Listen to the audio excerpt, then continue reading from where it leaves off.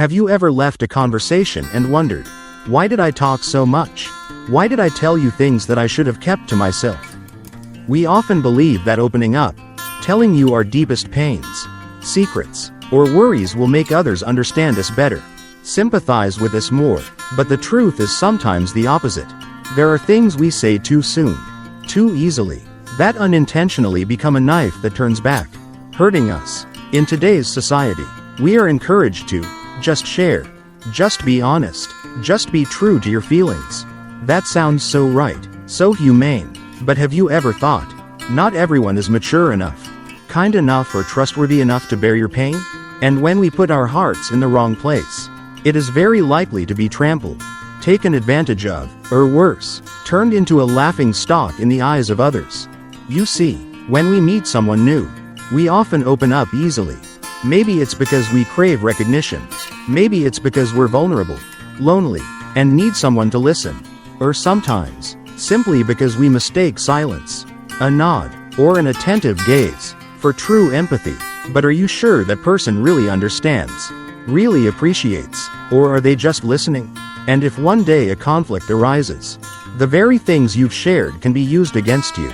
Think about it. Have you ever told someone something intimate, only to find out later that it was leaked, distorted, or gossiped about? It feels like you've given someone the key to all your vulnerabilities, and they've used it to lock you away. How painful is that? What I want to emphasize here is, confiding in yourself is not bad.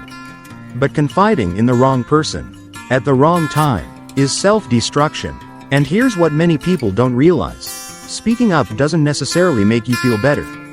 Sometimes, speaking up just makes you feel worse, because you've misplaced your trust. You need to learn to differentiate between people who are genuinely interested in hearing you and those who are just curious and will use the information to their advantage.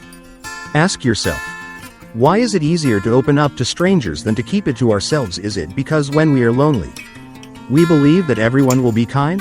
Or is it because we are so tired that we are willing to put our heart into any hand that extends to us? But, as you may agree, not every hand that reaches out is meant to help. Some are meant to push you down further. Sharing is a natural human need, but controlling sharing is the wisdom of experienced people. Remember, silence at the right time, restraint in speech, is sometimes the shield that protects you from unnecessary hurt. In the next section, I'll dig deeper into why we tend to open up so easily, and more importantly, how to build resilience so that our hearts don't get broken because we put our trust in the wrong person. But before we go any further, ask yourself, how many times have you regretted saying something you should have kept to yourself? There is a simple truth that few people dare to admit. We often easily open up to anyone, as long as they show that they are listening. Have you noticed that in yourself? Sometimes you sit next to a stranger in a coffee shop. They nod a few times, and then you start talking about work pressures, family conflicts, even wounds that you have never dared to tell your loved ones. Why is that? Actually, it is human nature. We all need a place to vent our emotions. The feeling when sadness, anger or fatigue are suppressed for too long. It is like a cup full of water. Just need a light touch to overflow. And if there is no one around you close enough, trustworthy enough to listen, you will easily find anyone, just to relieve yourself. But the danger is, not every ear is a safe place to send your story. Another common mistake is that illusion of empathy. We often think that if someone just listens quietly, or nods slightly, they are empathizing with us. But the truth is not necessarily so. Some people listen just to be polite. Some listen and then forget. And worse, some listen just to remember and use that information against you one day. So, true empathy is not about the attentive gaze, but about how people treat you later. And one more important thing, moments of weakness. It's when you've just experienced a shock, a failure, or a long period of loneliness. In that moment, you're so thirsty that you let go of your defenses and just share. Without thinking or filtering. I believe you've had at least one such experience in your life. And often, after speaking out, you regret it. I wish I had kept quiet. The problem is, when you open up to everyone, the consequences go beyond just saying the wrong thing. It opens up more serious risks. The first risk is that lost control of yourself. It is often said that mystery is a kind of power. When you tell too much, too soon, you take away your mystery. Others will easily see your weaknesses, grasp your habits, understand how you react, and when they know these things, they will begin to underestimate you, even despise you, because you have not maintained your own boundaries. The second risk is that vulnerable. This is extremely realistic. Some people will not hesitate to use your story to their advantage. They may retell it, adding details to get attention. They may use your pain to convince you to do something that is not good for them. Remember, not everyone is genuinely trying to comfort you. Some are just gathering information to gain an advantage. The third risk is that affect your reputation and image. In the workplace, if you are too open, your colleagues may perceive you as unprofessional. In social relationships, sharing too much about your private feelings can make others think you lack self-control. And once that image is attached to you, it is very difficult to erase. Ask yourself, how many times have you felt undervalued by others? Just because you talked too much about your personal life? How many times have you felt people start to see you as weak because you showed them all your scars? I say this not to make you cold and withdrawn, but to make you realize that sharing needs to be in the right place, with the right person, at the right time. Otherwise, it becomes a double-edged sword, and you are the one who suffers the most. In life, remember, not everyone is kind enough to keep your secrets, and not every ear is worthy to hear your pain. When you understand this, you will learn to protect yourself better, not by being stubborn, but by being wise. Have you ever noticed that some people always keep their cool in every situation? Even when they are insulted, criticized, or faced with an incident, they do not rush to respond, nor do they show too much emotion. You may have thought, this person is so cold, so insensitive, but in fact, they are living by a very ancient philosophy, the Stoic philosophy. And thanks to that, they maintain their strength. Marcus Aurelius, one of the wisest Roman emperors, once wrote, "If it does not benefit the soul, keep quiet." Just a short sentence, but enough to change the way we think about words and sharing. He wants to remind that not all emotions need to be exposed. And not everyone deserves to hear what is in your heart. We often mistake talking a lot and expressing a lot as the way to connect deeply. But from a Stoic perspective, controlling emotions and language is the foundation for building true respect.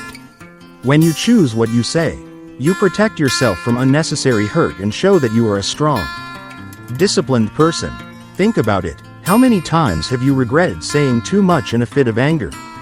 How many times have you wished you had kept quiet instead of letting your emotions take over? It feels like giving someone else control of your life in a split second. Stoic philosophy teaches us that autonomy is freedom when you control your emotions and words. You are no longer manipulated by others. Seneca, another Stoic philosopher, also advised, choose people with whom you can share your wisdom and virtue. If not, keep it to yourself. This is not a call to be closed-minded, but to understand that sharing must be selective. A story, when told to the right person at the right time, can be healing, but the same story, if misplaced, can become a knife that makes you bleed. Do you know, a well-timed silence is sometimes more powerful than 1,000 words. Silence is not weakness. Silence is a way to take the initiative. It gives you time to think. It makes others wait. It makes them respect. And sometimes, silence itself says it all. Think about a time you sat in a meeting or a debate, and one person exploded with emotion, talking non-stop, while the other stayed quiet, observing, and waiting for the right moment to say the right thing. Who made the stronger impression? The one who restrained himself, who chose his words carefully. And that is the Stoic spirit. From a practical perspective, keeping quiet or controlling your words not only helps you avoid trouble, but also helps you maintain a professional image. At work, a person who holds back is more trustworthy than someone who is quick to express or react. In relationships, knowing when to speak and when to keep quiet creates safety and respect. So, if you want to build inner strength, start small. Control your words before you open your mouth to share or react. Ask yourself, is this really necessary? Will it make me stronger or will it make me weaker? If the answer is the latter, it's best to keep quiet. And you know what? The more you grow up, the more you realize, not everyone deserves to hear your story. There are things that are precious to keep to yourself. There are feelings that should only be written down in a diary, or shared with a few truly trustworthy people. Stoics never let their lives be ruled by momentary emotions. They know that controlling emotions does not mean suppressing them, but directing them. Controlling words does not mean being completely silent, but choosing the right time and person to speak. And it is from that restraint that they build a lasting strength. A strength that cannot be shaken by anyone's words or actions. There is an interesting thing in life. Everyone wants to be listened to share, but not everyone knows how to choose the right time and the right person to speak. And that is the reason why many people regret after opening their hearts too soon. The question is, how to train yourself so that you do not easily give everything inside to anyone? The first step, seemingly simple but very important, ask yourself before you speak, before you open your mouth. Stop and ask yourself, does this really need to be shared? Does this person deserve to hear it? If they know, what's the worst that could happen? Just 3 questions, but it can help you eliminate up to 80% of unnecessary sharing. Stories that should be kept to yourself. For example, maybe you just had a frustrating experience at work. In a fit of anger, you want to tell a new friend about it. But if you ask yourself, do I need to tell them this? Will they really understand the context? If they tell me this story, what will happen? You will most likely choose to stay silent. And staying silent is wise. Second, please practice intentional silence. Silence doesn't mean holding back. It means knowing how to hold back what you don't need to say. You can practice this by writing it down instead of speaking it out loud. Writing helps you release your emotions, but still keeps your secrets safe. You can also practice sitting still and watching your emotions pass, instead of rushing to spill them to someone you don't trust. Think of silence as a skill, and practice it every day. Next, you need to build a small circle of trust. You don't need a lot of people. Just 1, 2, or a few people who truly understand and appreciate you. Those people will not judge, will not take advantage of you, but will give you sincere advice. Remember, the value of sharing is not in the number of people who know, but in the quality of the relationship. A small but sustainable circle is better than 100 people who just listen for fun. And finally, instead of opening up just to relieve stress, turn that energy into action. When you are sad, instead of complaining, focus on exercising, reading, learning, or improving yourself. When you are angry, instead of taking it out on others, use it as motivation to change your situation. You will find that as you become stronger, you will need to vent less. It is action that will heal you, more than any complaining. I want you to think about this. Every time you choose to hold back, you build a layer of resilience. Every time you refrain from telling something, you exercise your mental muscle. It's like working out at the gym for your mind. The more you exercise, the stronger you get, and one day, you'll find that you're no longer so easily swayed by your emotions. You see, practicing not to open up too soon is not about becoming a cold person, but about becoming a person. Have courage, have self-control, because when you know how to hold on, you truly master your heart. And when you master it, you will not be easily hurt, nor easily manipulated by others. So the next time you want to tell someone a secret, stop and ask yourself, is this necessary? Is this person worth it? If the answer is not sure, choose silence. And instead of letting your emotions take over, use them to build a stronger version of yourself. Have you noticed that in a world where everyone is sharing everything on social media, the quietest, most reserved people are often the ones who make the biggest impression? Perhaps it's because their silence evokes something that the masses crave: mystery. And that mystery creates a very special appeal, the kind that makes others want to get to know you better, instead of quickly labeling you and moving on. When you hold back, you give others a reason to be curious, to respect. People who talk too much are easily looked down upon, but people who know when to speak always make others pay attention. Try to remember in a conversation, who do you respect more? The person who talks endlessly, or the person who says less but each sentence has weight? Usually the answer is the second person, because being quiet goes hand in hand with certainty and maturity. But the greater benefit of keeping it to yourself is not just the mystery, but also the training of strong character. When you don't spill your guts, you're training yourself to control your emotions. It's not about holding back, it's about being proactive. You don't let the moment push you into revealing things you'll regret later. You learn to stop, think, and ask yourself, does this really need to be said? And that habit makes you a more determined person, less easily swayed by others. I want to share an interesting observation with you. People who are easily influenced, easily manipulated, are often the ones who are too quick to expose themselves. They give power to others by revealing their weaknesses. On the other hand, strong people often keep a part of themselves to themselves, not to hide, but to protect themselves. And because of that, they are difficult to take advantage of, difficult to manipulate. Another benefit, perhaps all of us have experienced to understand. Keep it for yourself to avoid unnecessary damage. Be honest. How many times have you felt betrayed by telling the wrong person? You've shared a secret, and it became a rumor.